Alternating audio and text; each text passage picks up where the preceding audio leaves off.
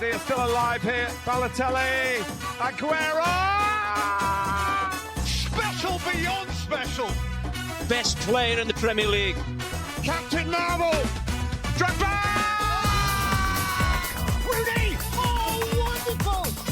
That is one Derby diamond. Ladies and gentlemen, it's match day. Alrighty, welcome back to Clash of Clubs. A episode where we're all together for the first time in a few weeks. Episode 22. I wanted to say congratulations to the three of us for actually making it through 20 episodes of a podcast. I've never done that before. And there's probably some percentage which says that we're in the 0.001 of all podcasts that have done that, which is a testament to our ball knowledge. Of course. In this episode, we're going to do a halfway mark check-in and look at our Premier League predictions from the start of the season, looking at the table, which are awful. Then we're going to do some mid-season awards, and then finally we'll kind of look forward to the second half of the season, as it should be an exciting one. But yeah, I think let's start with where the show all began, which was our Premier League predictions for the 24-25 season.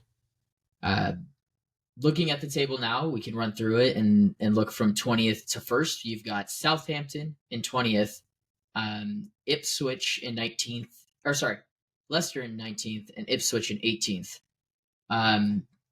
Looking at your guys' predictions for that, do we have any shocks, any surprises in comparison? I might have had Forest in the 18th. That I think is I crazy. had all of them in the relegation zone. Yeah, I mean, I had I did Ipswich too. 20, Southampton 19th. I put Leicester 16th. I wanted to give one. It was optimistic, like one of the. You had too much hope. Yeah, for sure. Had, to be fair, I think out of the three, it's either them or Ipswich, and I'd give Leicester the edge there. It's not close. I mean, it is close between those two, I'd say, but it's not over and done with. But yeah, Forest in 18th is heinous. To be fair, I don't think anyone had Forest in third right now. But my logic for putting them there was literally they've been flirting with relegation 2 straight years. I could totally see them just slipping. Like, it can happen. Complete opposite happened. You know, they got more continuity. So when they first got promoted, obviously they just brought in a whole new team. They kind of did that again over the next 2 years, but the hit rate's starting to go up on signings, and obviously Chris Wood's been inevitable this year, which is crazy. I mean, but he's up top just gunning. So yeah, fair play to him. Yeah. No, I'm with Mila here. I also I had those three going down. I think I had Leicester in last because I thought they were going to get hit with the point deduction, and that never happened. But, I mean, those were the three that were going to be relatively flirting with that area anyways. Right. So I guess we can kind of jump up the next 3 spots, which currently are Wolves, Everton, and Palace. I had Wolves in 15th. I just assumed because of, I mean, yeah, somewhere in that range, just because you don't lose as many players Lower as they mid-table. lost, and yeah, you don't lose that many players, and then Cunha's the only magically reason come back. They're out of relegate. Cunha's been unbelievable. He has. They seem to be doing well under the new manager.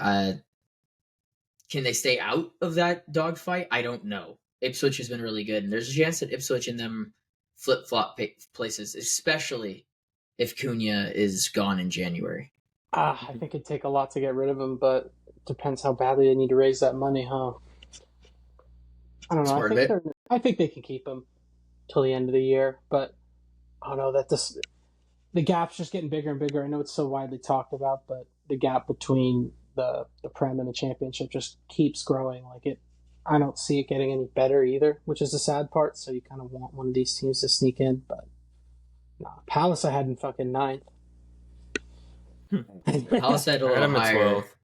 12th. That's also where I had Palace, but I 16th I had Forest. To your testament, no, I don't think any of us had him in the top half of the table.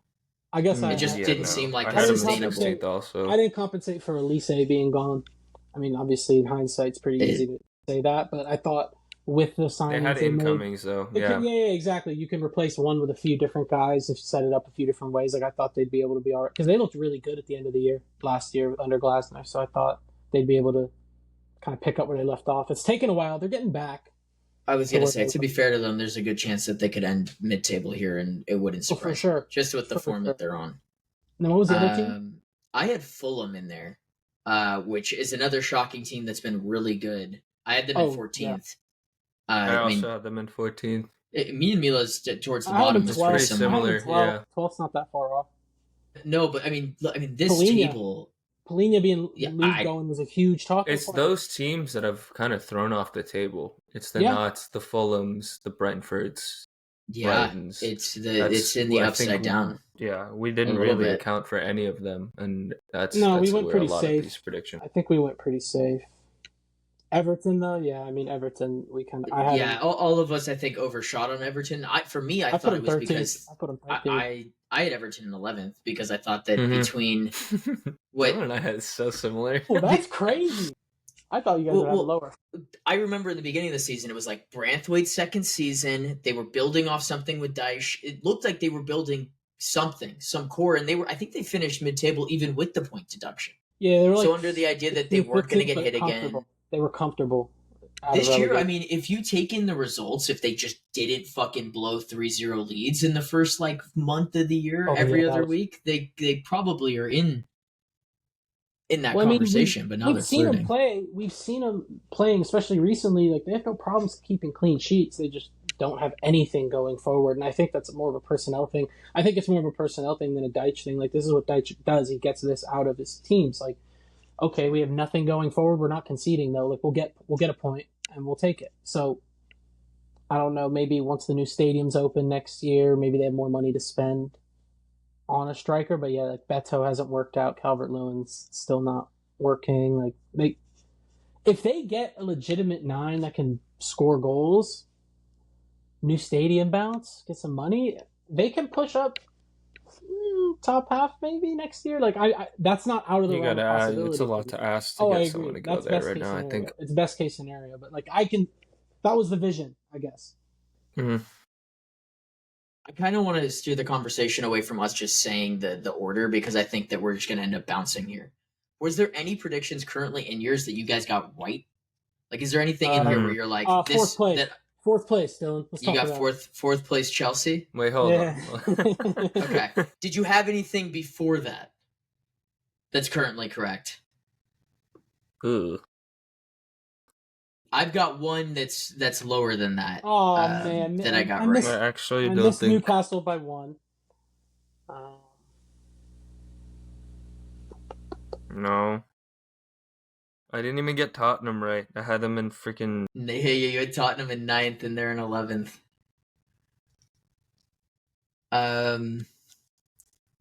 Clearly the biggest mover. I'm like 2 off on like a lot of them. I'm 2 off. No, I had Brighton in 11. I got Brighton dead on at 10th. So I have one right that's not somewhere in here. I have Arsenal in second. I have Arsenal. In second. I do too. That's about where the list ends. Obviously, I think that I don't know if it's technically the same for Grant's, but I know for me and Mila's, the biggest mover down to the table is my club. I had them 7th. I had them finishing in 3rd and they're in 14th, so that's a minus 11. Idea. Yours is minus... No. Yours is minus 7, which is still an insane drop. Your worst is Forest. Your difference is Forest, because Forest is like 15. We've said all we need to say about United, so it's not like... It's funny, though. It is funny. For me. Yeah. No. Hey, like, I'm not enjoying it. I see why other people are. But if I'm being honest... Third, my club's won silverware more recently, so I still have the upper hand. I can't sing that. You'll never sing that. Yeah, no, I'm trying to think. No, I had something. United at 3rd. I could have sworn I called that out at the time. I think at the time I said that was... Mind you, it's your team. I get it. But no, I was me and Mila also didn't want Liverpool in the conversation, so it was easier to move United up and Liverpool down. Man, I gotta tell you. To be fair, that's definitely out of the panel. I feel like one of us was really, I don't know, Liverpool. You gotta give them a chance. I don't know. Dude, Liverpool was here at this same exact point last year, and where did they finish? I don't see another team behind that though. Dylan, you paused on the. I know, on the most crazy face. I'm literally saying it. It's actually absurd. Oh man! I don't know why I'm so laggy. No one is home except for me. That was a crazy face. You got to give credit where credit's due. Obviously, you just have a hard on for Arnie. I don't. I think he's come in and done a really good job where they haven't spent any money. They got C.O.C and Mamardashvili for next year. I think that is commendable because if they were in 5th right now, we'd be screaming. C.O.C for next year. C.O.C is not going to be there next year. Mamardashvili, the keeper.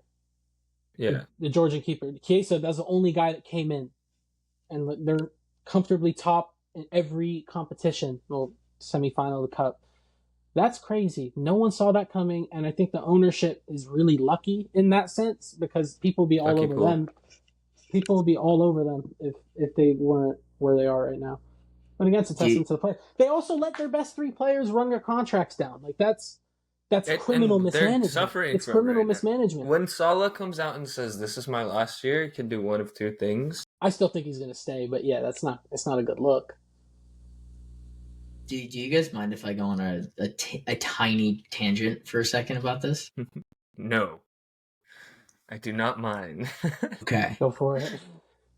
He inherited a side that has won the Champions League. Can we stop acting like it's not this crazy fucking feat to me? Look, he's got Salah, who's insane, Van Dijk, who's insane, Konate, who's been great, and it has also been good. He's just not been healthy. Trent is insane. The only thing that has regressed in that side has been Robertson. It's the only thing. Everything else has been better because they've been in Liverpool for more than 1 year. Like, I get he's got the best set of midfield. Their midfield is questionable. Different. Absolutely. Completely different. Absolutely. I don't disagree. But at this point last year, I think on points, they wasn't that much different.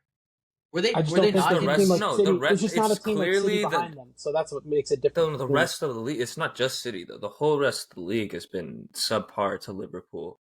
Obviously, that's the conditions it takes to win the league. It's only one half of the season, but as of right now, they're definitely the best. But you have to just, I don't know. It sounds like excuse. Keep going, Dylan. Sorry. No, you're good because I'm on the same point as you. It's like I've seen this with Liverpool. I know what this team can do. The fact that it's not like the biggest difference between where we looked at United and we looked at Liverpool this season was that our United players haven't done this and they're not of the quality. Are we going to act like Diaz and Gakpo and Nunez and Salah are not amazing? Like, they're all good attackers, right? I thought a lot. I mean, Klopp misprofiled a lot of these attackers. Like, he had Gakpo up front, Diaz out wide. He had Darwin out wide, and Slot came in, put Diaz up top, put Gakpo out wide. I think he put Diaz up top out of necessity. He had Jota up top. No, he had Darwin fit, and he said, "Oh, this guy's shit. I need to put in someone else. I need to change something." Klopp also did that. Jota just hasn't been fit, and that was Klopp's first choice. It's always been that. Yeah. Jota's never fit. Yeah. But he has Darwin. Darwin's been fit this whole time, and he dropped him for Diaz to put him and Gakpo in the lineup. I think Szoboszlai came in, didn't look good. He looked kind of lost last year. He looks really good this year. Gravenberch literally couldn't sniff the lineup. He's one of the best players in. Szoboszlai was really good until he wasn't. He completely missed. Diaz was really good until he wasn't. He's changed these guys' positions. He's asking them to do different things than they were doing the year before. I think to come in and identify the weaknesses and kind of cover up, if you will, certain holes in the team and play to everyone's strengths. Joe Gomez is playing center back now. He was playing fullback for the last 2 years, and he's looked really good. Obviously, you're next to Van Dijk. That helps. But I think he's come in. A lot of these guys who didn't look as good the past 2 years, there's a new life to them. I think they look a lot better than they did the past 2 years, finishing 5th and 3rd. I think. But isn't that the natural progression of what that team is? Look, you said it. They were 5th, then Klopp got them to 3rd. Older. No, but look, we're talking about progression, and then apparently people getting settled into roles. Szoboszlai was a first year. McAllister was a first year. Gravenberch was a first year. We're talking about a team that was in 5th. They got a revamp, and their first year they progressed to 3rd and moved well in like tournaments. And then now this year, what is the natural progression for that side to be? I think when you stay stagnant, we criticize a team like Arsenal for staying stagnant. Other teams jump above you. Liverpool stayed stagnant. They've definitely progressed. They Yes, progressed. but I think Dylan's to argument is spot. that it's a natural progression, and it's not so much Arne Slot that's No, done because if anything to bring if him. Szoboszlai was playing as an 8 this year, I still don't think he'd look that good. If Gravenberch was still on the bench, maybe he wasn't identified as a 6. No one thought he was going to play as a 6. That's true.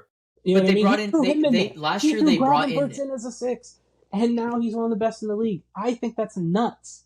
He was never. I think partially this. Look, Liverpool have instead of like in games where they're up by 1 or 2 goals and they can just see out games. That's been his biggest thing, and I absolutely agree that that's been his biggest improvement. But to act like this team is something crazy different than what it's been in the past, which is Salah carry jobs in offense and an attacking force, and that when he goes to AFCON and he dribbles away for a bit and then they drop games and then he comes back in and he's not fit because he has to carry job for Egypt as well, I won't believe it until I see it. And I will choose not to believe it because I haven't seen this not happen to Liverpool. It's the natural progression of their squad because they're super reliant on one single attacker, and he makes everybody else better around him. The reason Diaz up top works is because Salah has been amazing. The reason Gakpo out left works is because he's getting fed by Salah. Oh, he does well in Netherlands on the left. But he's always been good for Netherlands on. Like, that's just because he's playing in his natural position that this coach identified and said, oh, why has he been stuck up top for 2 years? Klopp had him as an 8 at one point. That's heinous. Right? I don't know why my camera keeps going out on these weird angles. I really don't. I don't know. No, I guess I'll give you like a microcosm that just kind of won me over, I guess, in terms of, this manager is the one that's really the reason behind it, is when they played Fulham. I watched the whole game. They go down 1, then a man gets sent off, doesn't make a sub, and just like every 5 minutes he's switching something. Saying, this isn't going to work. But I saw that with Klopp teams. They absolutely point, played. I think you made a really good point that, like, for the most part, it's the same, right? Where it's just, okay, Salah, you're going to have tons of output. Trent, you're going to have to be brilliant and really creative. Virgil, you're going to have to hold down this whole defense. Alisson, you're the best goalkeeper in the world. Play like it. That's still the team. I just think he has looked at every single aspect of it and like, okay, how can I maximize this? I think he's done a perfect job in that sense, which is a lot easier said than done. That's why I think the job he's done, especially so far, it's been commendable. No, I absolutely think that they deserve flowers for being where they're at. I just think that the perception on it is nothing different than I've seen in years prior. We got a whole other half to see. Fair enough. A lot can change. Yeah. To your point, one injury can completely change things. I don't even want to play the injury card. I just think that there's a bad run of form that's going to happen. I don't think that they can sustain this for the entire season. I just think that things are going to heat up and eventually it'll get them. Yeah, he doesn't love rotating, so maybe that can happen. It can happen. I mean, look, AFCON there is an AFCON this year, right? I think so. You guys are losing like 2 goalies, aren't you? I don't know. No, Bayindir's Turkish. I think they have another goalie that's African, though. I swear, I've never seen a third goalie. No? It's Heaton. Huh. Wasn't it Heaton? Oh, yeah. Oh, never mind then. No, well, there is a goalie. It's in December of next year, or this year, so December of 25. Yes. Okay, I would have known that if we were missing Jackson, bro. We would have been fucked. Okay, so there isn't enough. Oh, yeah, but imagine if we had Osimhen and then just both of your strikers leave.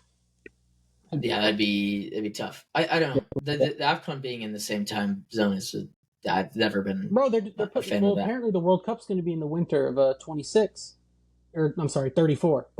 Oh, I'm not. So like it's too far away from that. I know. I just hate the fact, like to your point, in the middle of the season, like why are we doing tournaments in the middle of the season? He's got 30 goal involvements. Yeah, no, he's been pretty good. He's got 30 goal involvements. I know, and I don't know. Sometimes he's just look insane. At it as shade too, when it's like, oh, he won't do anything for 60 minutes, and then he'll end up with 4 goal contributions. Like, I don't even think is a slight. Like, that's not his game, which is totally fine. Every player is different. he's so fucking lethal in front of goal. He knows exactly where to be. He knows exactly what to do. Like, I think that's a credit to his game. But, some people take that the wrong way. I think that he's been unreal. Look, at his age, that's what he has to do. Yeah. He can't do it for a full 90 the way he used to. And that's fine. Look, dude, they perform. Maybe that's the biggest thing that I can give him credit for, is the fact that he's able to manage a game to get Salah to a point where he can win it for him. Maybe that's the best thing that he's done so far. They're really good. I'm not going to take that away from him. I know. I'm just expecting the inevitable fall off, because I've seen that history tends to repeat itself. You've seen itself. it too many times, sure. Yeah. It's a one and done team, is what I think. Yeah, I was telling Dylan before this. It's just such a shame that Darwin hasn't been the guy to catapult. At least if Liverpool were at the top of the league, if Darwin's doing it, fair enough. Worst case scenario, bro, he's not even playing. I hate to see it. Who is there? Anybody else in the table that we want to talk about in terms of up down? I mean, nothing that we haven't really talked about. Yeah, a lot, like City literally being where they are is, any other point, I'm sure, a major one. I would have loved. But we've talked about it plenty. Any other time in the season would have been fantastic. I could just bullshit about my club, but we'll hold off until further notice. We got Crystal Palace tomorrow. That's gotta win. Gotta lock in. I've been outside of United. The Premier League has been the most. There's been the most parity in terms of the league. In terms of the top clubs are playing crazy better than the mid-level clubs, and there's been only one team that's been consistently good throughout the season so far, and that's been Liverpool. Even in Arsenal, who's in second, haven't been consistent, but they're pulling out results. How sustainable that is, I don't know. At their weakest, which is, again, you can look at, I think Thomas Frank said it, which I think is a totally valid point. Arsenal are not at their best, and they're still getting points. So if they figure this out, there's a serious race here. I think that's a totally valid point. I've already said where I stand with Arsenal this year, and I can't be flip-flopping and all that, so I do still believe they just don't have enough firepower at this point, given the circumstances. But I think they did really well to get that result against Brentford. I think if it's not Liverpool, they're probably more likely than us, just because of we've shown why we're not. I don't disagree, but let's shelve that for the future outlook. Sure, of course. What I will say is this table could get immediately nuked and blown up by this weekend, and we're looking at a completely different table. Which is great. The difference between 15th and 5th is 12 points, right? That's 4 games. It's right. If you go on a Forest run here and you go on a United run of form, you could be in 14th, and then you could be in. Dude, I thought Forest were done after they lost to City. I was like, oh, there goes their fun little run back to 8th, 10th, slowly go down. Nope, they lost immediately back to one game. Yeah, unreal. Yeah. Okay, I'm good with talking about the table, because we're gonna have multiple more conversations as we. Nothing else to say on the table, Dylan? No, I don't think so. No. Nothing. No. No, I don't think so. I do know that after this weekend, United will be in 11th.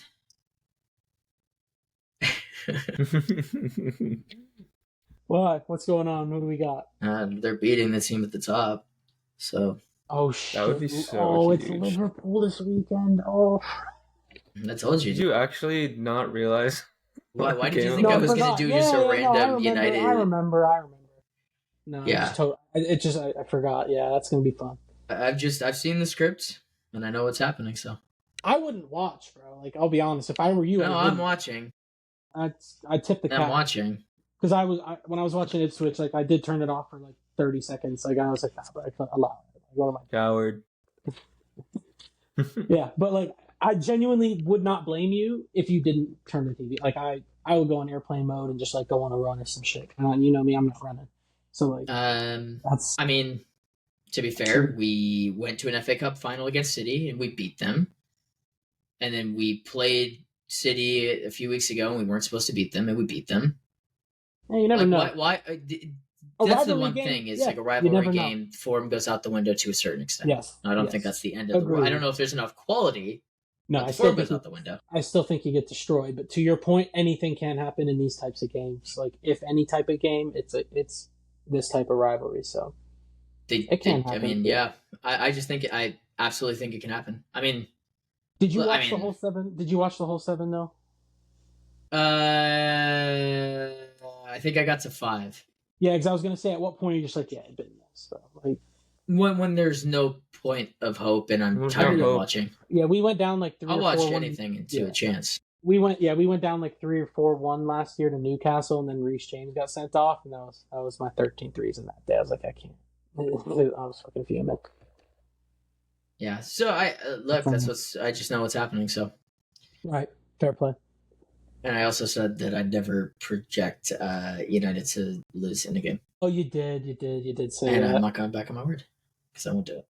All right, let's go to mid-season awards, shall we? All right, yeah, we shall. Start with the young player of the year.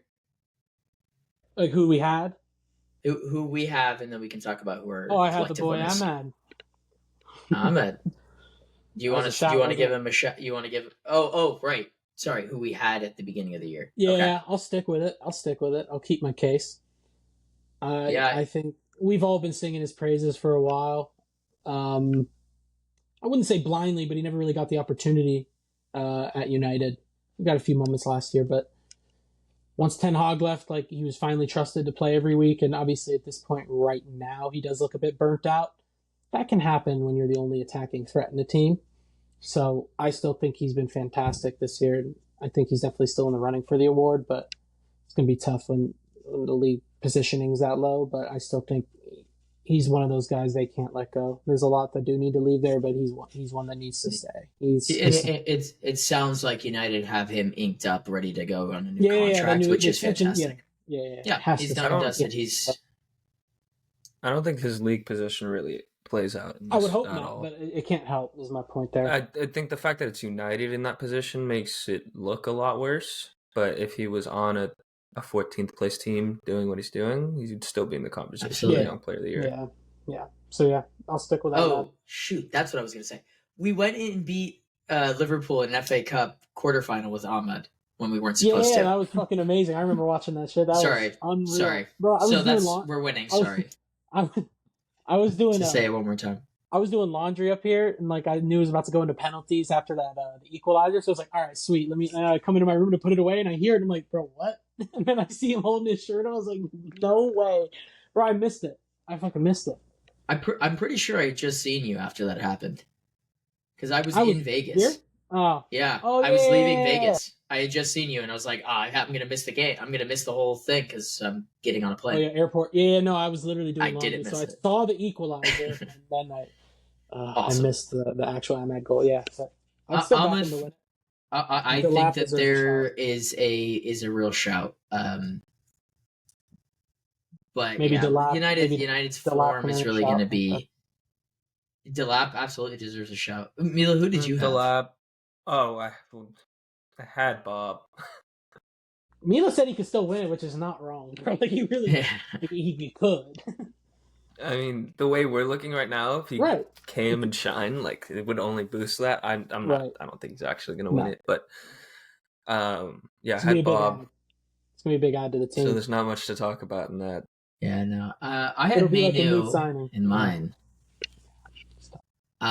He got hurt. United have been bad, and he's not a GA player, so there's just no chance of him getting the award. Does not help him at all. It does not help him whatsoever. I heard you guys talk about Mainu on the system. I am with Mila. He's going to have to play in the pivot. It's just because he doesn't have the wing backs, to your point. I'd say give it a fucking go. The 8 is supposed to be a progressive ball carrier in Amarim's system. It's not supposed to be a ball player, but a progressive ball carrier. So in theory, which Mainu could do. Mm-hmm. The issue is when he progresses the ball and tries to give it to a wingback, it's Dallo or fucking Mazraoui, which just isn't working. Yeah, that's to your point. I absolutely could see him playing a little bit of the 10. I don't realistically see it happening. That's not in long term. Okay. No. Well, yeah. No. But I absolutely think that the future of United's midfield too is those two. Get him an with someone else overlapping wing sprinkling back. Get him an overlapping wing back who likes to get those attacking areas. You just got to get players that fit the system. No, we're not bringing him up because he doesn't exist to me at this point until he actually plays football. Anytime we bring it up, I always have to say like, please buy him. Yeah, it's like a pity. It's like please save me from him. Dude, to be fair to Chilwell, I've not heard him or his like camp complain once, which is crazy. Like, fair play. Like I'll stop. He was on vacation, a permanent vacation. Yeah, he is getting paid like so much money to do nothing, which is fair enough. But like, I know another guy getting paid to do nothing. I won't. No, he's in training. I think the club is not letting him play. Talking about Shaw. Oh, for sure. I was talking about Shaw. Shaw still hurt or what? Yeah. Oh, Shaw. Yeah. No, he was in that TikTok though recently. I know. Yeah, why are people so freaked out about that? The dude has a life outside of the game. Like, what is he supposed to do? It was just the lyric that he had. Oh, I didn't even listen to it. I was so confused. Like your mom is on welfare. That's really funny. That's really funny. Literally collecting a paycheck at United. He's hurt. Like I can't get mad at any of these guys for doing We've been having this conversation for like 4 years. The Euro thing is just no. That's not. It's not on him at this point. United could have moved off him forever ago. And I've been that's the thing. United should have. Yeah. Let's not get sidetracked. Get your money. Let's not get sidetracked. Speaking of, Reece James is back in training. He was in the squad last game. He's supposed to play tomorrow. Please. Just don't get hurt. That's all you can ask for. Oh yeah, Fofana's pretty much out for the year. We're fucked. Get 60-minute. I will say we all might be stupid my FPL. about our young player of the year thing. Now that I thought about it, because there's just a good chance that someone wins it 2 years in a row. Because he's under the age of 23. Oh, can Palmer win? Yeah, Palmer can win it, so he's gonna win it. That'd be a piss. Well, yeah, because no, he's gonna win it. Foden won it 2 years in a row. Palmer's gonna win this award 2 years in a row. Because Salah's gonna win Player of the Year at this rate. So if Palmer will get it again. He's been the second best player probably in the Premier League. What are you talking about? Who put him? He's gonna win. He's gonna win it again. We're just all stupid and wanted to be woke and pick someone different. That is true because I put Palmer as my Player of the Year. We just all wanted to pick someone different. Well, with that, you picked Palmer to win Player of the Year. I still think there's absolutely a shout. Salah would have to fall off the biggest cliff on planet Earth. Well, that's never happened before, has it, Dylan? No, it absolutely has. But he's still on. Remind me. Last season. It's just the fact that he's already on 30 GA. He'd really have to tank. Well, Palmer, like every time I see the screenshots, like calendar year GA, I'm like, this guy doesn't play European games. He doesn't get to Stat Pad Conference League Cup games. No, he did Stat Pad last year, but he doesn't get any Euro. I'm not saying Champions League or Europa League's a Stat Pad, but the fact that he has that crazy output and he's not a GA guy, you know what I mean? Like he passes the eye test, if you will. I don't know. He's been amazing. I love the guy. He saved my team. He's incredible. In a perfect world, in my opinion, Chelsea end up winning the league, and that Palmer is the Player of the Year because it's on the end of his back. That's how we can do it. It's absolutely still in playing. Caicedo deserves some love, but no, he's not winning Player of the Year. Dude, it's a GA. Unless you're Rodri, right? Did Rodri win it? No, he wasn't nominated, dude. Yeah, you're right. Sorry, Ballon d'Or winners don't win. Because it's literally the MVP in all of like the major sports leagues. It's like, it goes to the quarterback. That's literally what that goes to. Mila, who did you have Player of the Year? Holland. Look, start of the year, I was thinking the same thing. To be fair.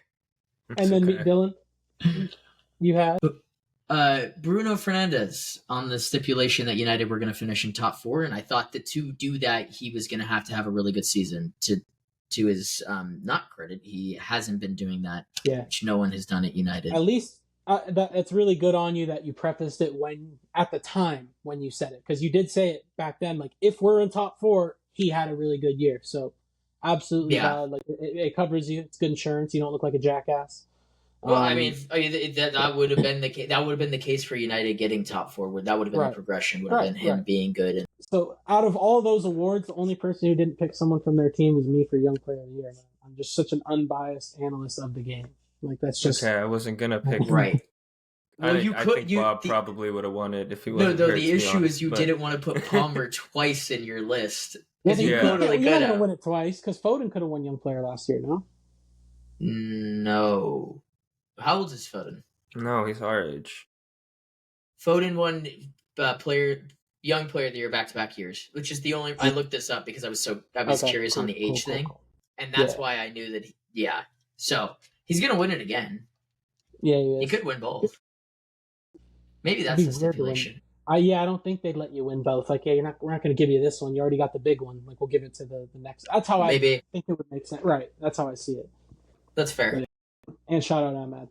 Come on. Yeah, sure. I do think like a Delap could win it too, though. Oh, Delap, if he keeps absolutely performing the way he is. Yeah, if he can finish with like 15, 16 that goals. Him into that was an unbelievable performance. I said enough in the last episode, but that was one of the most impressive 9 performances I'd seen in a minute.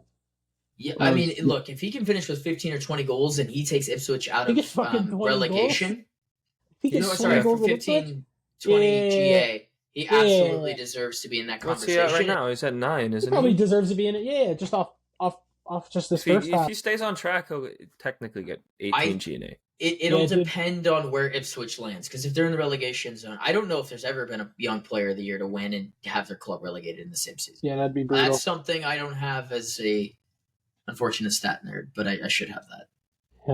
Yeah, we're totally buying him after that. You know how it's like a player will show out in front of a team. Yeah. Like Darwin was nasty against Liverpool. Cunha, Ronaldo. Right. Yeah.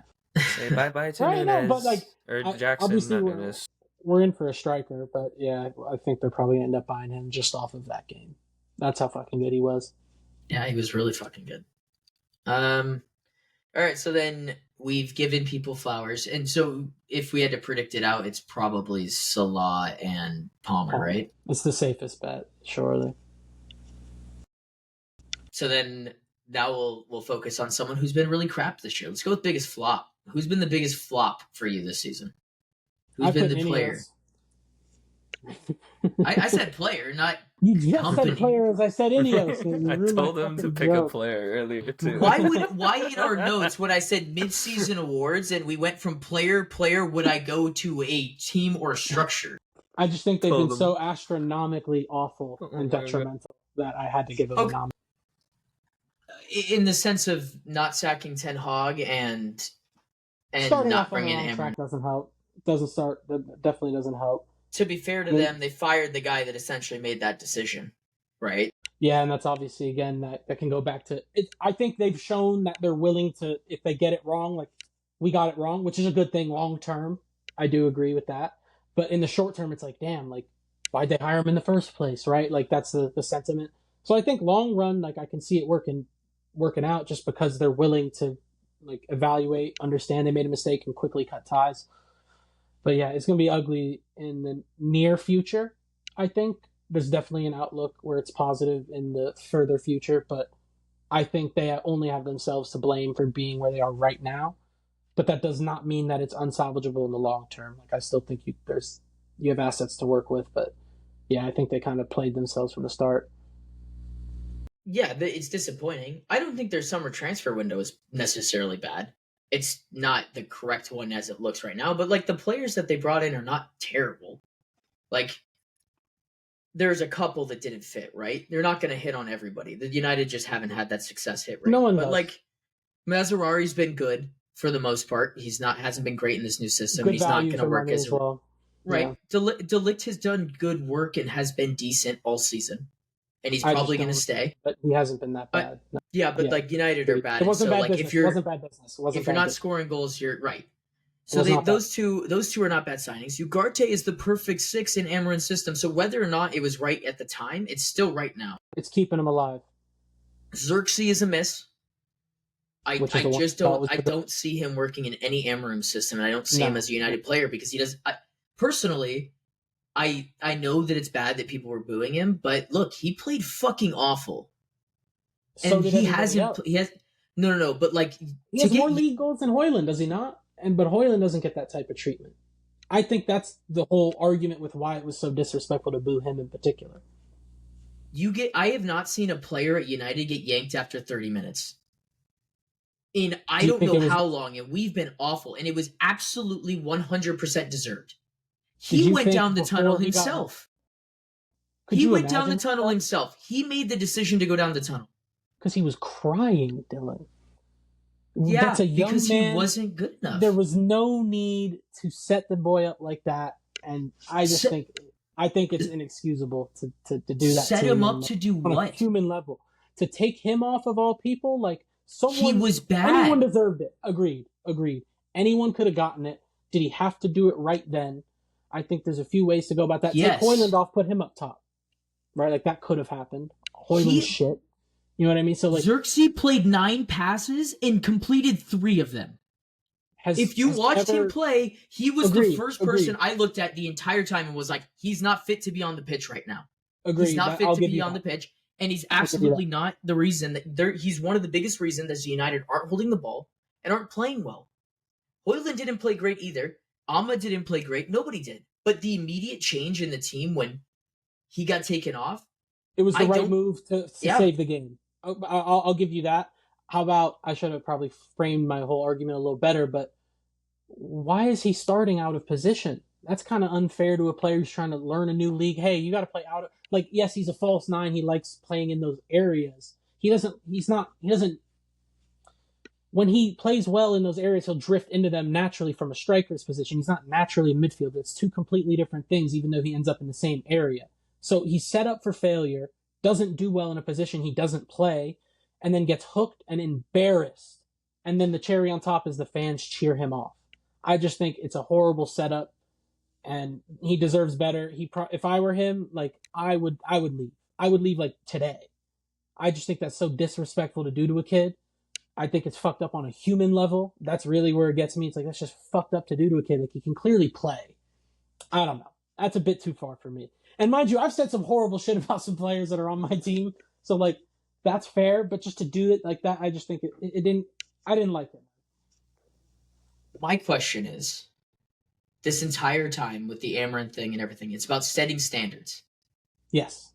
If Manchester United are this great club that everybody's talking about, someone has to set the standard. Amarim is setting the standard. That if you are not good enough, I'm not going to leave you out there. And that could have been worse. I don't know why everyone acts like if he had done the same thing, been awful for another 15, United go down 5-0 at half, and then he hooks him at halftime, what's the difference? It's bad on the fans that they booed him. I think that it's bad on the fans that they booed him. I think everything else I am okay with, and I'm totally fine with. Amarin had every right to hook him. He was bad. Yes. And Amarin enlisted trust in him to do a job. And he didn't press, and he didn't do the job. So you don't deserve to be on the field. If you are bad at your job, and then you don't perform, you have the right to be, in a sense, fired, right? That's what happened in this 90 minutes. And Manu came in and did a good job. Now, this is bad on Amarin because he should have maybe played Manu from the start. But I could have sworn that everybody before the game had started was saying that Manu needed to be set. So there's just a winger and a striker at 10, and then Casemiro Eriksson against the midfield. And mind you, Ahmad, naturally a winger. I think he can totally do a job in the 10. But you naturally put a winger and a striker in these 10 roles behind Casemiro and Eriksson to go up against Bruno G, Joelinton, Sandro Tonali. I like Amarim. I think that team is awful. There's not much to work with, but fuck, dude, you couldn't do any better than that. Like, you had to put Casemiro and Eriksson next to each other with that. That's what he did to start against Ipswich. And then put Xerxes. Oh man, to put Xerxes out of position. I just think he set him up, bro. He set him up. If I were Xerxes, I'd be like, I'm gone. Agent, find me some shit. He's gone regardless. Set him up. Set him up is such a crazy thing. He just got set up to fail. I don't think it was intentional. He didn't. No, he didn't. I think he was set up to fail by being put in that position.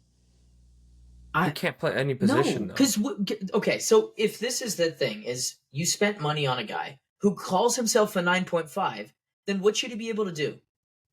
Drop into those spaces from the 9 and play a 9 and a 10. He literally called himself a 9.5. And he didn't play good balls. He didn't press. It is okay to call a spade a spade. And I think that Amarim did that. And to the manager, we give praise to all the other managers that make changes. Amarim just did it 15 minutes before. I think he did 15 minutes before. To Grant's point, it would be a lot more fucked up if this guy was an Amarim signing. Sure. He's not. He's there. I just context makes it like. Sorry, I don't know. I think to Dylan's point, he does have to be cutthroat right now, and that level of respect kind of comes if you bring him in. There's an expectancy to give him that chance. Mm-hmm. You brought him over here. This guy was here already when he got here. Clearly does not fit in his system, and we've been not arguing, but just talking about it all season. This guy really has no role on the football pitch. I just as find of it right confusing now. We don't because see Højlund has 2 goals in the league. Why the fuck does he start every week up top? I think he's terrible. I think Xerxes probably better than him. Xerxes got more goals than him. How did he just doesn't fit any system. When he's on the pitch, he doesn't That's look like... my point. There's nothing better. Højlund has no service. Which is part of the issue. There's a difference. I think Højlund's awful, especially considering. Okay, yeah, there's because clearly they're a difference. Awful. They don't supply him awful. with anything. Xerxes is supposed to be able to make his own shit and help others, and he doesn't do that either. Yeah, so if he's not doing the 9 stuff and he's not doing the 10 stuff, he is worse than Højlund. I'm going to stop defending Xerxes because I do think he has been very underwhelming since coming into the league. Like that, I can 100% get behind. He's a positionless player right now. My whole and that thing means with he's useless. Is why did he have to get targeted like that? And again, I agree with Dylan in saying like, "Oh, this isn't working. We need to change it." Yes, but man, like you say that United shit every episode. So what do you want him to do? I don't know. My thing is, so what? Like, you want him to do better? What do you want him to do? If everyone's fucking shit, then you can't have that expectation. Why did they have to do that to him? I don't know. Because they were getting ran through, and he was one of the biggest issues. Yeah. And so they took him off, immediately fixed the issue, and put Mainu in the 8 and moved Eriksen to the 10. Right. That's the problem because like you guys are right. Like it just leaves a bad taste in my mouth, and it just does that because I think. He's not the one that deserves that. How much you go for? I think the whole team deserves that. He went for like 35 minutes. And then Højlund was double. To do a job. He's a Bayern kid. Fine. To act like this is not a big club player is ridiculous. He's now played for Bayern and screamed at him before. He's played for Bayern and he's played for United. I don't know if he just didn't fit. He doesn't fit. He played under like the company. No, he did play. You've seen that clip of company scoring. That was fake. I'm pretty sure. Yeah, I was gonna say I don't know if that was it. Did I get? Oh no, he did. He was on loan actually. I took it back. He had a good season there, but company definitely went into him. The reason that Højlund plays is one, there's no other option, and two, he regardless of if he's been poor, he does the work rate stuff. He still presses. That's why he plays now. He's fit. To be fair, yeah. Yeah. Look, my biggest gripe with Amorim and United as a whole right now is Marcus Rashford should be playing in games, and I have a very hard time believing that Xerxes and Garnacho and any of the other options right now wouldn't be an okay or a better fit than him in this season. I think he scored 2 Prem goals, and then they just fucked him off because he did an interview saying he wants a new challenge because they've treated him like shit and the media's treated him like shit. And for the last 4 weeks actually 8 weeks since Amorim has essentially come in, it's been a hate parade on Marcus Rashford. And the worst part about this whole thing is United in their head were like, this is perfect. We're going to stop playing him, and then he'll leave. That doesn't work. You build a player's value by them playing. That's why you guys can't get rid of Chilwell. That's why you couldn't get rid of Sterling, and that's why he's on loan and he's coming back. So is Xerxes your biggest flop? Of this summer? Oh, yeah. This is the main conversation. Yeah, it's my fault. Yeah, bro. Main conversation was who's the flop at the midway point. 15 minutes. 15 minutes. I'll go Dewsbury Hall. I think that's the biggest waste of money per it's not a flop because you guys just be a player. Pound for pound. It's just such a dumb. It's a bad signing. It's a bad signing, but like you guys have been good, so it doesn't matter. His responsibility also wasn't. I guess a different it's not that category high. than that. Yeah. If mine's Leon Bailey. Leon Bailey's an absolutely great shot. Xerxes is not Leon mine. Bailey had. I will say this to finish my point on Xerxes. No, it doesn't have to be a new signing. Okay. He's just like. A disappointment for the season. Bailey had 19 GNA last season. Yeah, he was class. He has 2 assists this season. Yeah. Finish it off. He started 11 games, 16 games. As of late, he hasn't been in the team. Yeah, because he's been shy. No, yeah. Yeah, and I think that's a lot where our predictions have fallen off for Villa. Is that position has not been. It hasn't been good. Duran as productive as it was last year. And then immediately gets a 3-game suspension. It's tough. Yeah. You will be ours. Xerxes is not mine because I didn't have the highest expectations for him coming in. I He's thought he would 35 be million. and then he'd be the backup 9.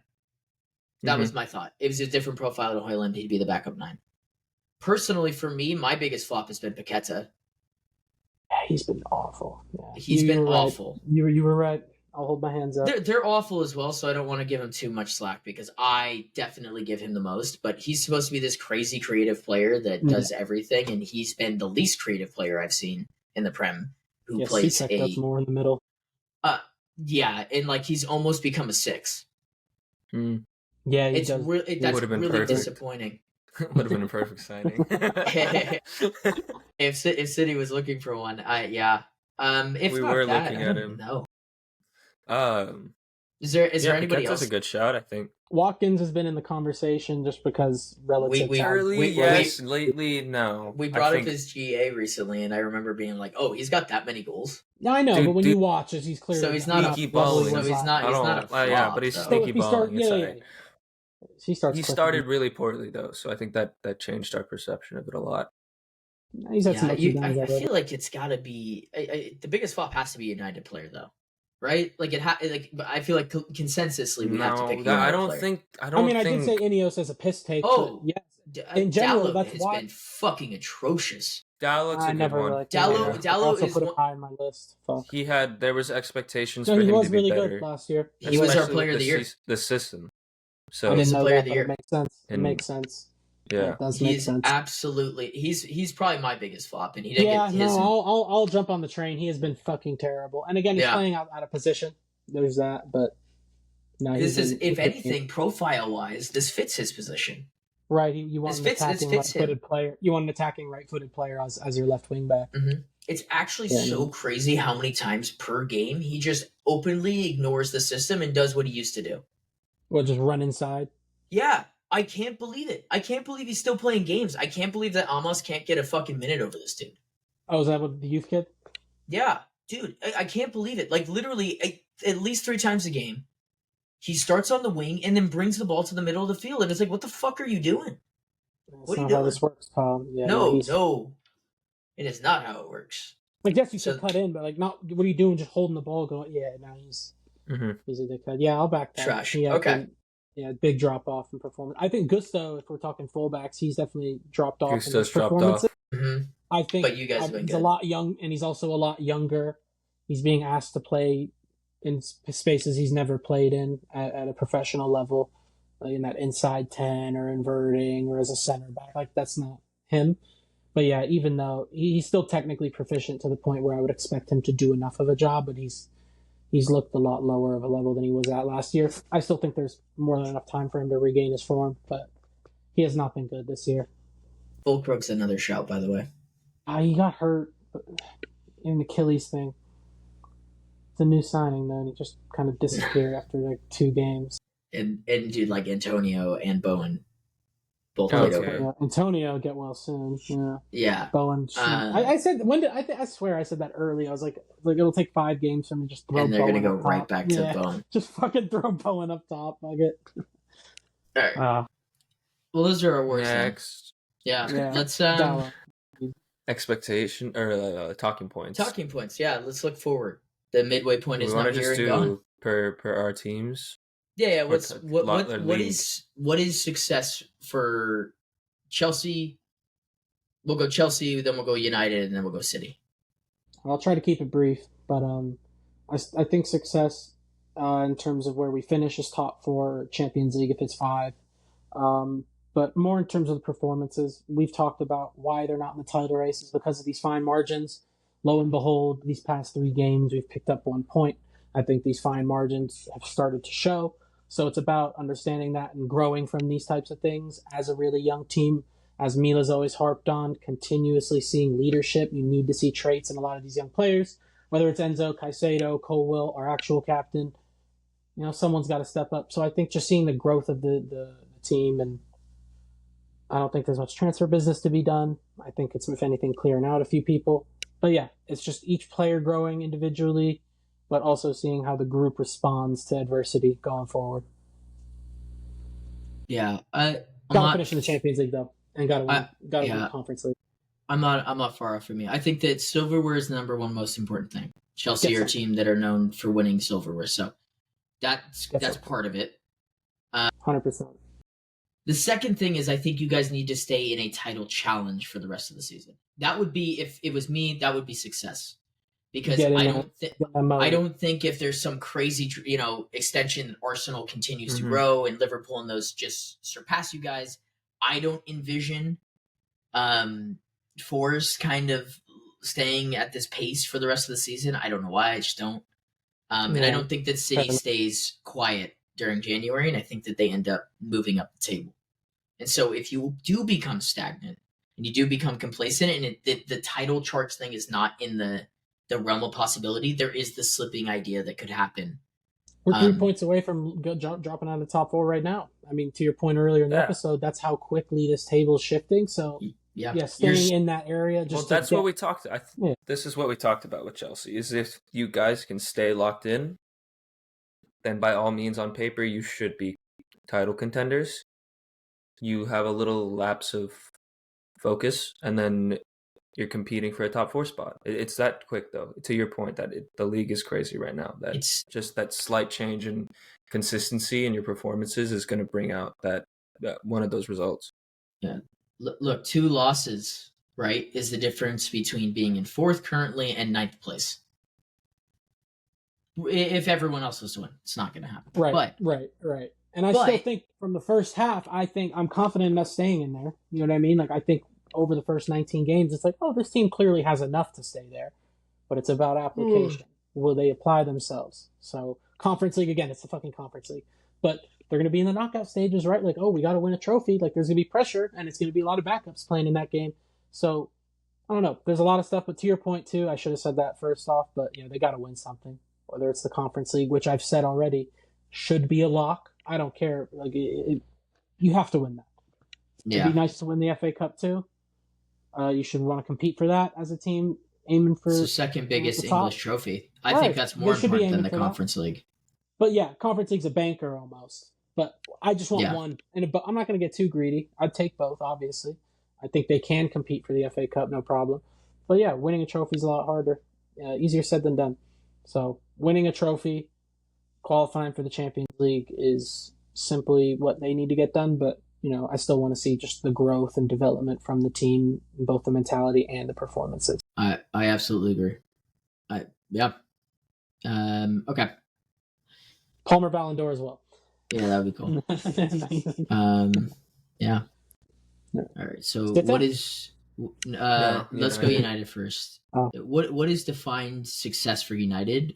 Personally, for me, I think it's finishing mid-table, right? Like, because it's so competitive, I don't see us going anywhere in the top. Like, finishing top half, I think, is what it should be. I think that results need to follow as well as performances.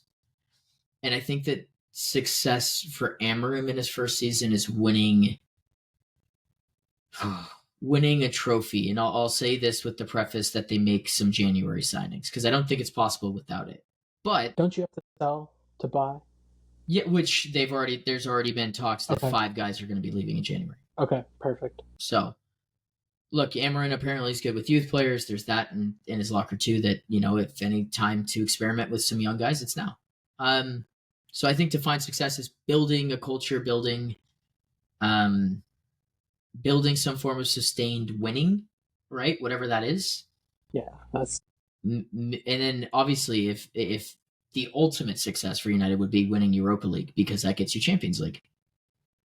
It's about the only way you guys get Champions League right now. I can't even go that far, because it's like, as I'm sure you can attest, like, where does the next win come from? The team's been so rotten. But again, to your point, they went and beat City. So, well, the other thing is, Europa League is a lot more achievable. Anything can happen in a cup competition, right? In that. That's true. And if, with January signings, if he gets a few guys in that can be of use, absolutely changes things. If he has one player, like, for sure we're confident in, he's good in this system, Ugarte. Get 3 or Ahmad's more familiar in the system by May, and then you get a few guys in January that can play these roles. Yeah, maybe they do go in Europa. Fair play. There's 100% a world where they sign a left wing back in a 10, and that's obtainable. In my opinion, I think that's obtainable because Throw I Anthony think right wing back in Europa. Sure, or Ahmad, because that's worked.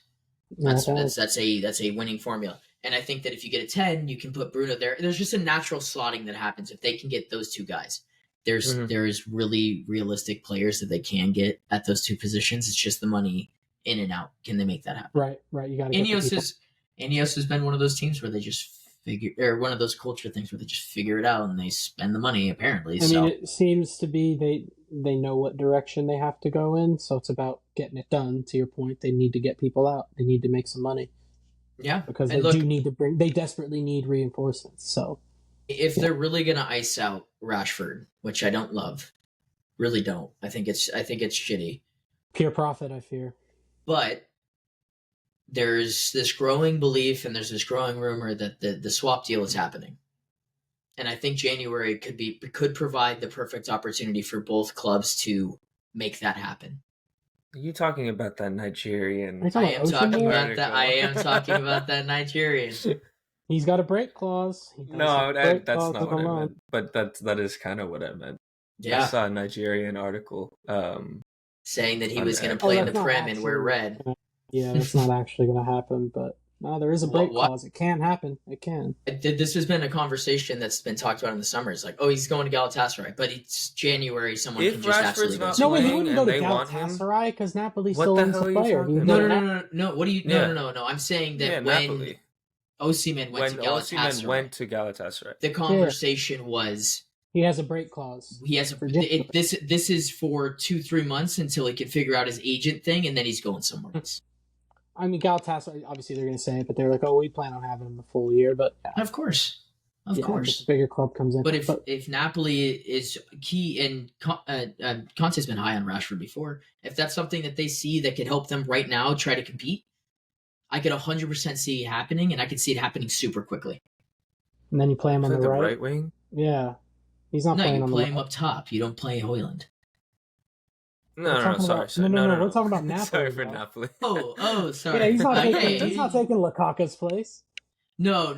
Yeah, you play him on the wing. Serie A tax, bro. He'll be running it for Nuno Tavares. Doesn't fucking matter. Easy. You would easily take Neres' place. I was going to say that's something throw him in the pivot with McTominay and he'll be good. What are we talking about?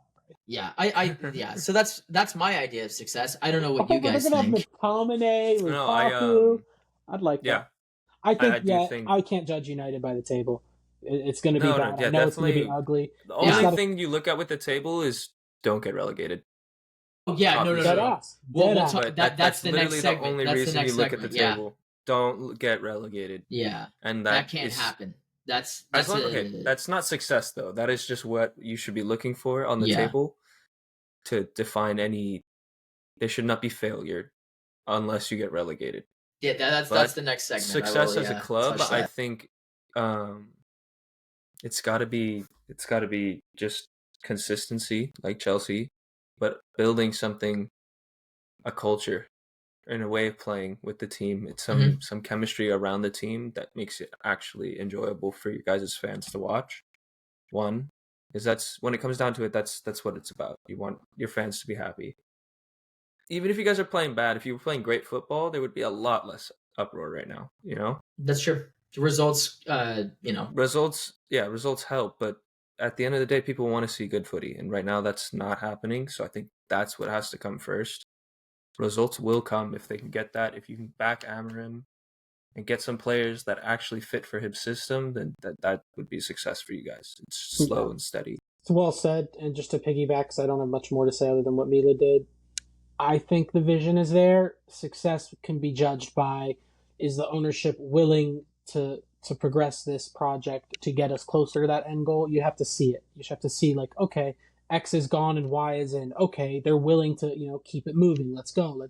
You have to have something tangible, because it's not going to be the results. By the end of the year, you will probably not be happy with where you are regardless. Yeah. So, you know what I mean? Yeah. Even if you get all the way to fucking 8th, you're still in 8th.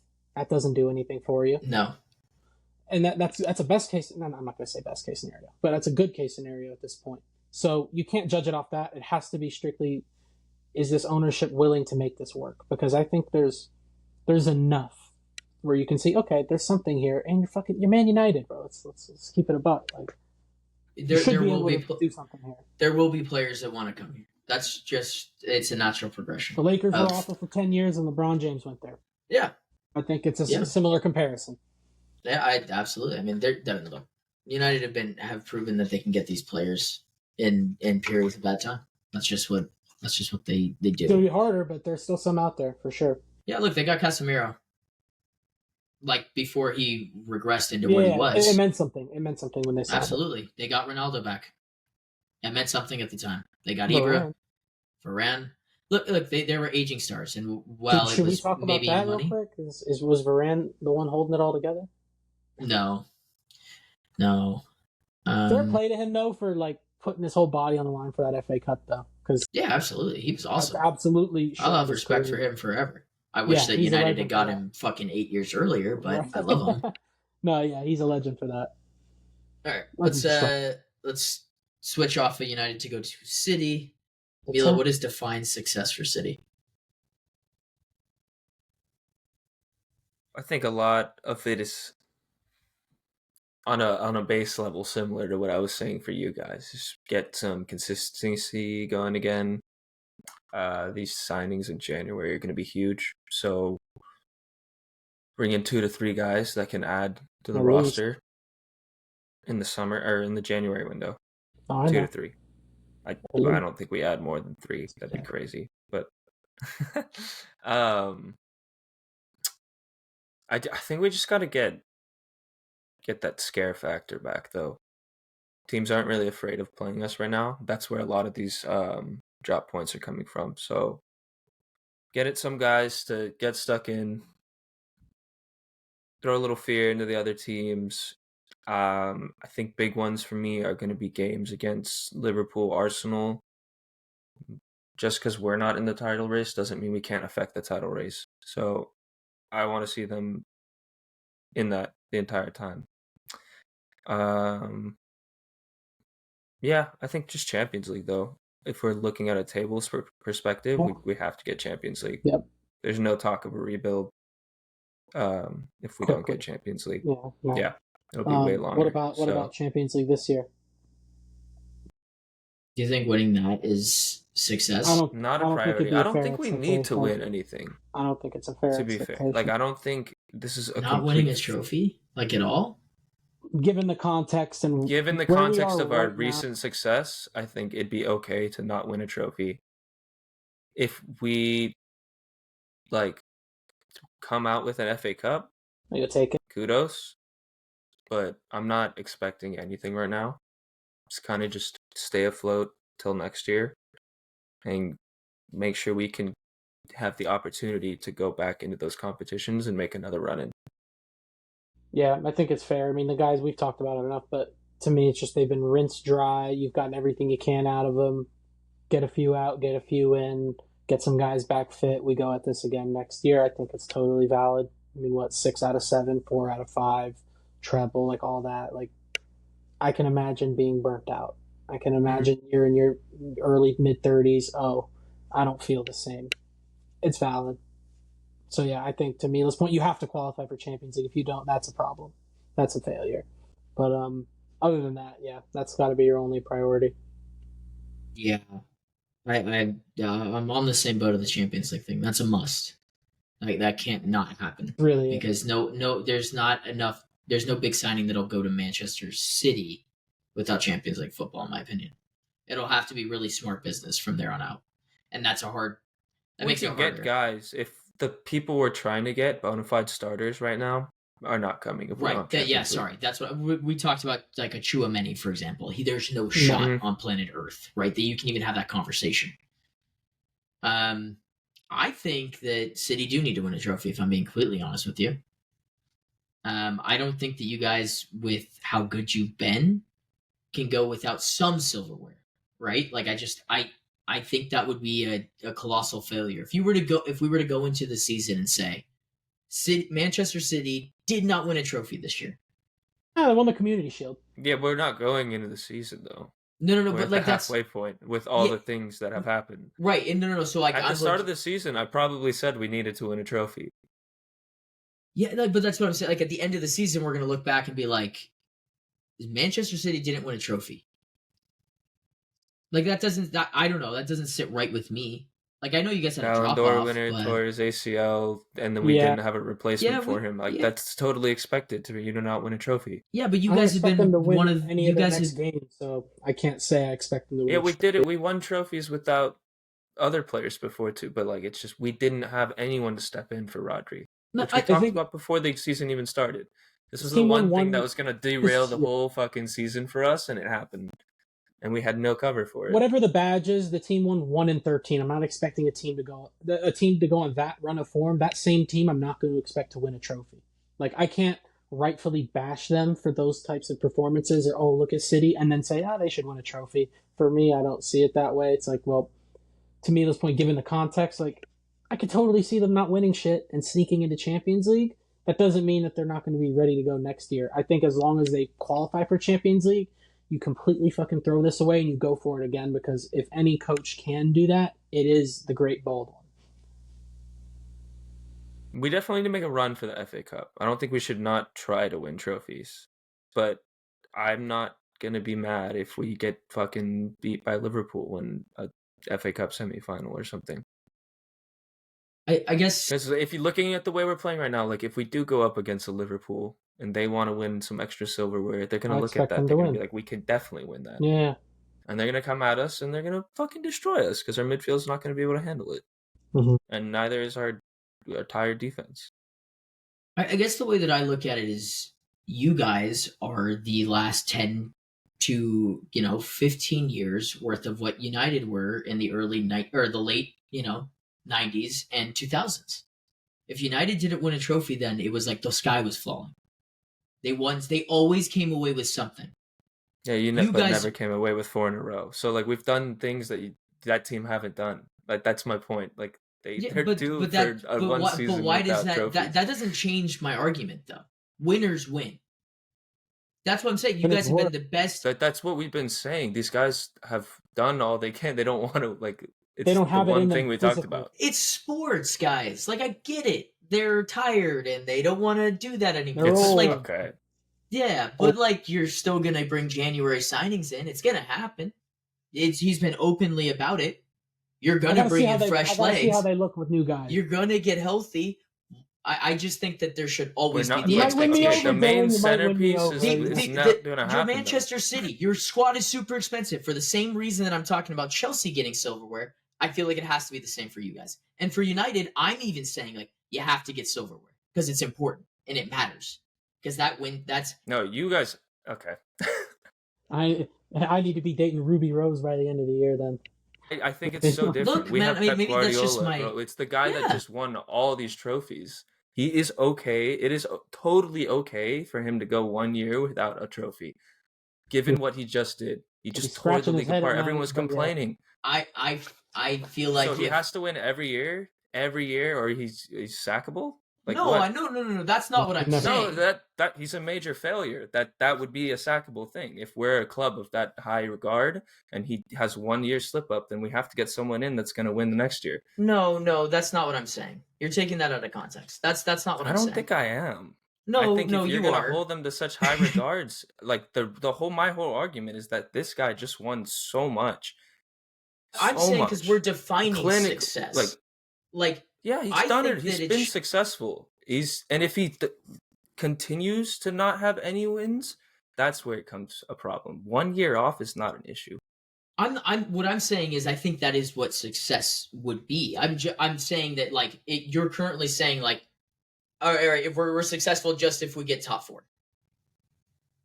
Like that's in my head that doesn't make sense. It's a halfway point of the thing. We're halfway into the season. From this point to the end of the year. If they that's what the question. That's the whole point of the video. That's how I perceived the question. It's a mid-season check-in. Like that's what we're asking. I'm just thinking start to finish. Where the start line is match week 20, and then the finish line's match week 38. Just that story. If they get top 4, I think that's well done. Anything else is an overachievement for me. If they win a trophy, it's an overachievement. Yeah. If you told me start of year from this point, if you told me start of the year, City finish top 4, don't win a trophy, that's horrible. But I agree with that completely. I think a lot has changed. I think it's been so drastic to the point where I can understand them not winning and not fully just go, haha, they didn't win, they're shit. I can understand it. I'm not saying I can't understand it. Look, I'll be ecstatic if you guys don't win a fucking trophy. That's great. Personally, that's great. But I think that it would be I think it's a failure. That's just what I think it is. I think United's season is a failure. Right? Like, defining success at this point for me is still potentially coming away with silverware. I think that's important. I think that should be important. But because I don't know. I guess. Silverware is always on the top of my mind because it's Manchester United. Maybe that's just like because of the club's history but like that's my argument is that your guys' club's history has provided me enough sample size to be like, yes. You're looking it's different, but I know, but you're looking at it like, oh, like an FA Cup, we need to go win an FA Cup, Man United. You guys aren't going to go win a league next year. I'm saying we could totally just take the year off and scratch it. We had a fucking awful year. Everyone recovers, and then we'll go fucking right back to it next year, and we'll win the league, challenge for the Champions League, challenge for the FA Cup. Like that's my point. Yeah. We're not like I don't think we're completely in the shitter where we're going to be in some rut for a couple years right now. I think we're going to fix there's it, a route and back. That's what the success is. There's absolutely a route back, but stuff needs to be done though. I think recruitment's been poor in the past few years relative to what it was, and 100%. You have aging players. Like a lot of that is us trying to be fucking a big smaller team and smaller and smaller. Like you got to start. We kept trying to go buy players, big signings, right? Not many of them are fucking worked out. A lot of them are from these lower teams, these less. I don't know what's the word I'm looking for. Established teams. Okay. Yeah. And the players come in and they over exceed our expectations for what we were buying. These players that have been more stars and they look like surefire hits have been the ones that aren't really hitting lately. So I don't know. Okay, back to your point though. I do understand what you're saying. I just think given the current context of the team, I am not expecting a trophy. Yeah, it's agree to disagree. I fear not. I was gonna say I understand not expecting. Because like the logic, we're all on the same page. I think both. Just a different interpretation of the question. Yeah, I mean, obviously it would be a success if they won one. Like, no shit. If they win a trophy, it's a success. So you're just saying, regardless, if you're top 4, you win the FA Cup versus top 4, you don't win the FA Cup. That's success. That much is what success. It doesn't move to continue our established success as a club. All we need to do this season is make Champions League. Right. We're not just suddenly becoming a shit team if we don't win the FA Cup. And to that point, I think Chelsea need to win a trophy. Whereas, like, not making Champions League is detrimental to our team. Unlike a United, a Chelsea. Mm-hmm. Those bigger teams are shirt sponsor because of it. Bigger teams, I guess. But you guys we're in still the brought same... in hella players. No, but I think it's different because Chelsea need to win a trophy. They haven't won in a few years. This group doesn't know how to win. They haven't done it yet. Versus City, they've won enough. They don't. It's not going to change what happens next year if they win the FA Cup or not. I guess is. Well, that's the thing. A lot of these guys that we're talking about aren't going to be here next year. We're going to bring in that hunger that we're missing right now, and then it's a whole reset of that. So we'll see it.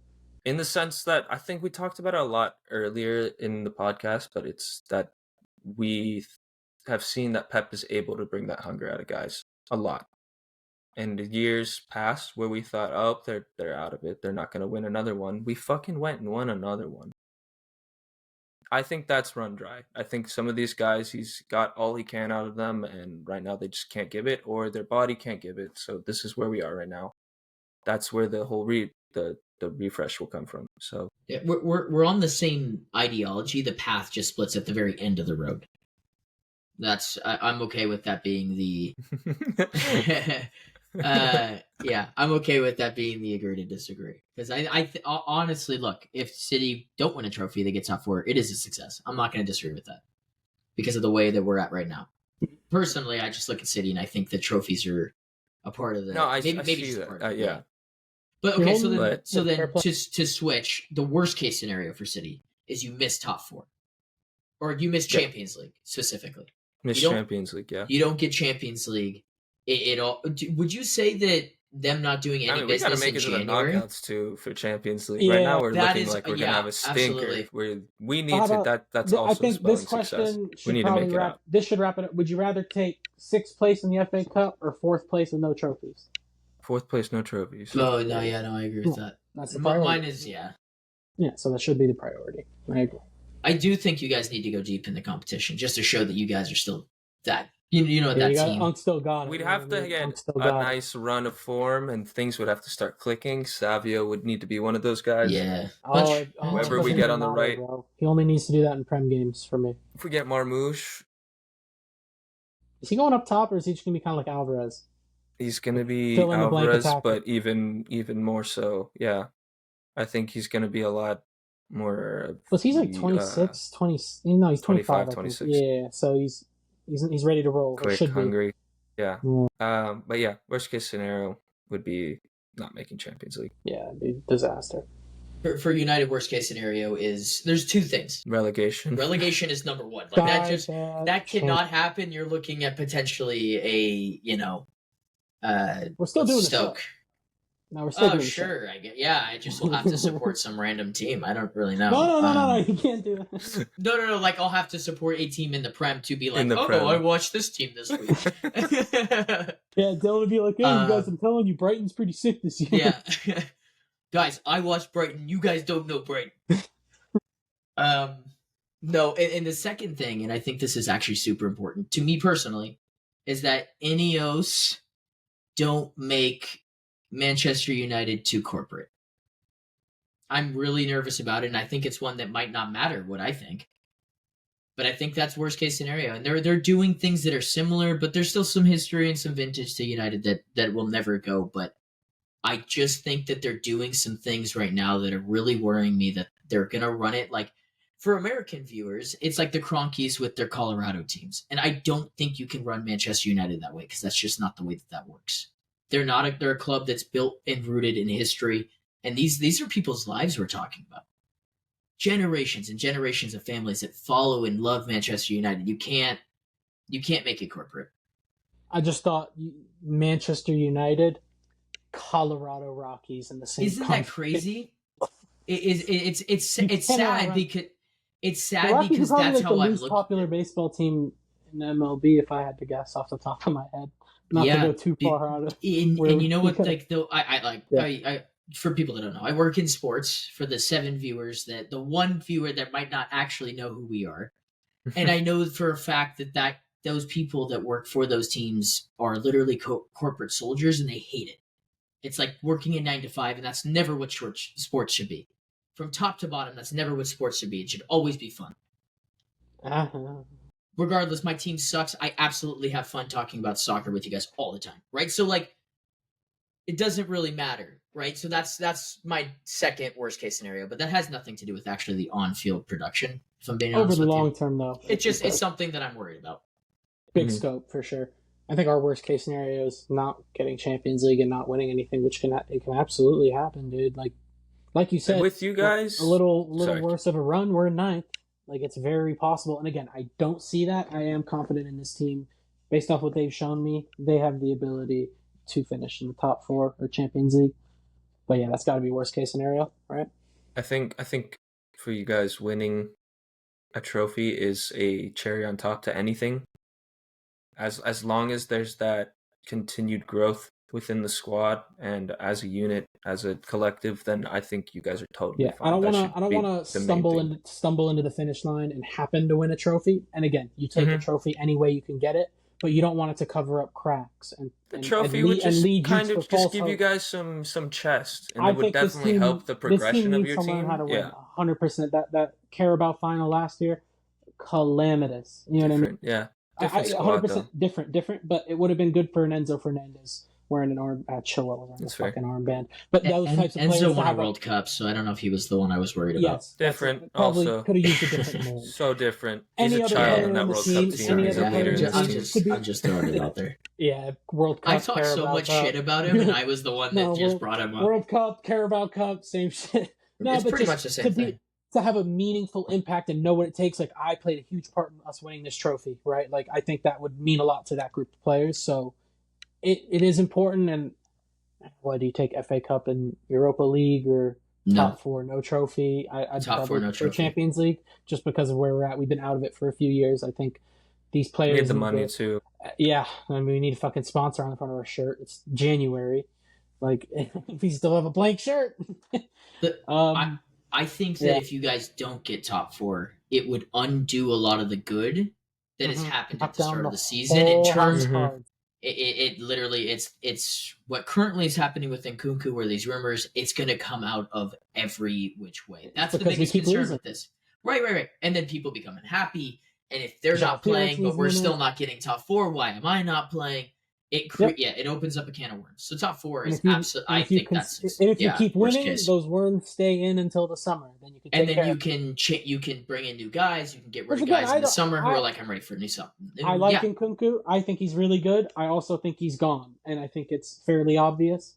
Disasi, I like him a lot. I think he'd be really sick at like Newcastle, the way they play. He clearly doesn't fit.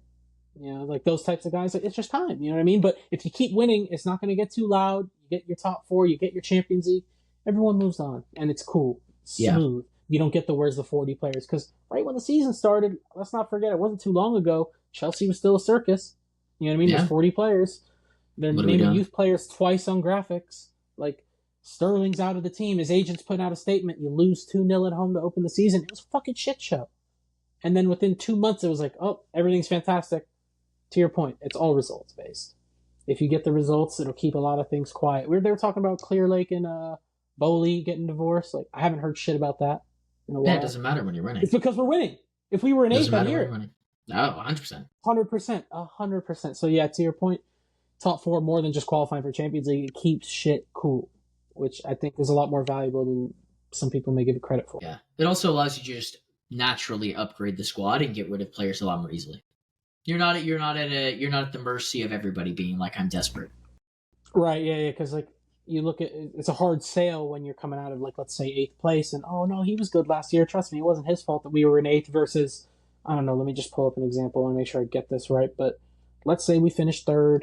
Let's say we're trying to sell Nkunku. Oh yeah, well we finished 3rd, and how many goals does he have this year? Oh, he has 12.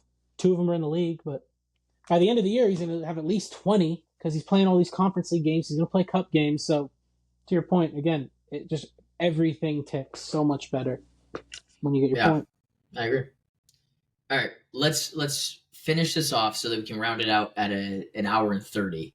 Just give me a really, really quick player to watch for the end of the season.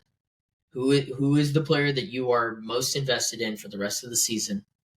Nobody else gives a response. You just go on a little bit of like a minute tangent. You start, Grant. Well, if you've got first and foremost, I sure hope Mudrik's B sample comes out clean. I genuinely do think before that whole shit happened, like I was seeing some performances. I'm starting to see the vision.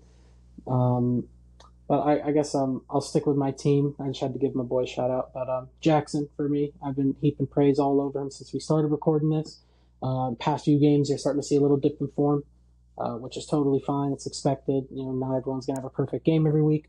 But I want to see him do it for the full year. I want to see him consistently look as confident as he has in front of goal. I totally trust him to do it. I just, to your point, player to watch, like I do have my eye on him. Like I won't let the standard slip. Like he hasn't been great the past few games. Got to see some more from him. So got my eyes on him. All right. Mila, who's your player to watch? Does it have to be a City player? No. Okay, thank God. He just picked me first. That's all. Could be a couple. I think for me personally, it's probably going to be the lap. But I think in general, it could probably be any of those 3 center backs at Bournemouth right now. All 3 of them are really good. So, yeah, I think the lap personally, but definitely think that those Bournemouth guys should be on the radar for anyone. Yeah. You're not supposed to talk after you talk. No, sorry, I was going to go into mine. My non-United one player to watch is Morgan Rogers because he's picked up form recently, and I absolutely think that if he continues his form, there could be a massive price tag to one of the bigger clubs coming very, very soon. And I don't know if Aston Villa is going to be able to keep him. I think the price tag could be so high that they don't have a choice. An Alvarez type thing. Very unique profile. He is such a fantastic footballer, and we don't get to talk about him enough because we just don't. Yeah, We don't cover up as Villa. A winger, and now he's just this giant technical physical 10. Yeah, I'm fascinated with him, and I'm absolutely keeping my eye on him because he looks fucking phenomenal. You said he kind of picked up form. I think you probably meant like he just started getting. There's GA. Yes, sorry, he's been incredible all year. Yeah. So now you're getting the end product. I think he works really well with both of the strikers they have. So yeah, he might get a Young Player of the Year shout. I agree. We didn't bring him up. I think I did say no. I did. Him up. Oh, I did. I brought him up with the lap. Yeah. And my hour 30. So yeah. Well, I was gonna say my United player didn't let me finish. Wanker was Bruno Fernandes. 30-second ramble is he's United's most important player. He's their captain. If the performances do not follow, there's going to be an outcry to let him go. And I think that this is an important season for Bruno to pick up form. I absolutely think that he has the capability and the talent to do so. I think he just needs to lean into the I'm hated thing. I think that it's part of the reason that he put in the penalty against City, and I want to see it more. And I want to see the Bruno that we brought in first at United, the one that wasn't scared to take the shots, the one that was driving the team forward. He put the team on his back, and United need a savior. Though. United need a savior. If anybody's going to do it, pressure, yeah, he's the captain. He's got to do it. And they're crying out for a leader. And I think that, like I said, with the thing with the slotting players and putting them in the right spots, if they can get some January signings and get them right, I think Bruno Fernandes can be very, very good for Amorim. And I think that's my player to watch for United for the rest of the season. Yeah, big year for him. Yeah. All right. Well, that's episode 2. Well, I thought this one was going to be like 45 minutes. I did too, but we just kept going. Thank God we didn't actually do a mid-season prediction. I'm glad my Ineos throwaway led to a 15-minute tangent away from the actual topic. Fuck. Yeah, we suck. I gotta go. No, all right. Well, thank you guys for listening. From myself, Grant, and Mila, this has been Clash of Clubs, and we will see you guys in the next one. 2 words for him. Different gravy. Glorious goal! Wreathed in red. We're really seeing the most extraordinary finish here. On this day of days, has he delivered? Just magnificent! Potentially life-changing! That's football. Minute you let it under your skin, then you begin to make it better.